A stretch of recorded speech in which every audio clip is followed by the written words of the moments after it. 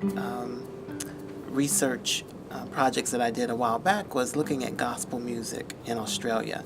So I found an all-white Australian atheist gospel choir. But what interested me is how these white Australians actually perform blackness vis-a-vis gospel music.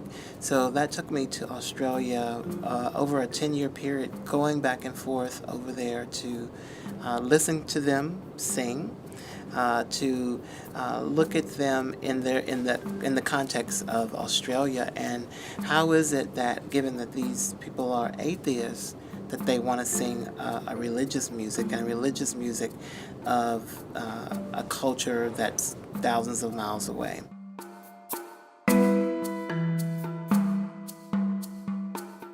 We think about performance in two different ways. One, cultural performances and social performances. Cultural performances are those performances that have a beginning time and an end time, and it's not just about a theater piece.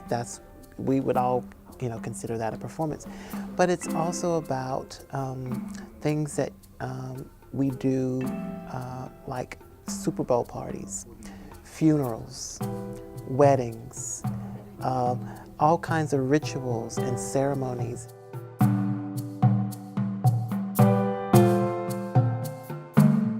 Then we also have social performances. Social performances are those that we don't necessarily think of as performance. For instance, a child talking to their parent. If you're interested in a more dynamic research project where it's about studying the object, but also your participation and your involvement in it, and how your participation changes not only what the people that you're talking to say to you, but also your own thoughts about it. Because you might feel detached from your subject if you're just there observing. But once you're investing in that research as well, it changes your ideas about the research, but it also might change your entire research question. We borrow from a lot of different disciplines, but the object of study is always performance. The other piece is how to frame it as a performance, and then determining if you want to use performance as a methodology to investigate that research, or if you basically want to do a close reading of that performance in the way that you would read a novel and write a paper about it.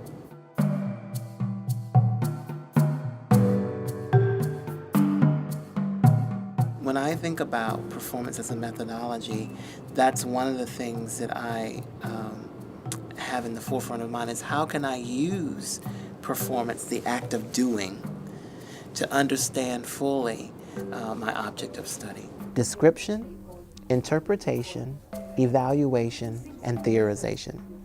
So whenever you're approaching an object, one of the first things you want to do is describe what it is. Theory is not just seen as abstract ideas.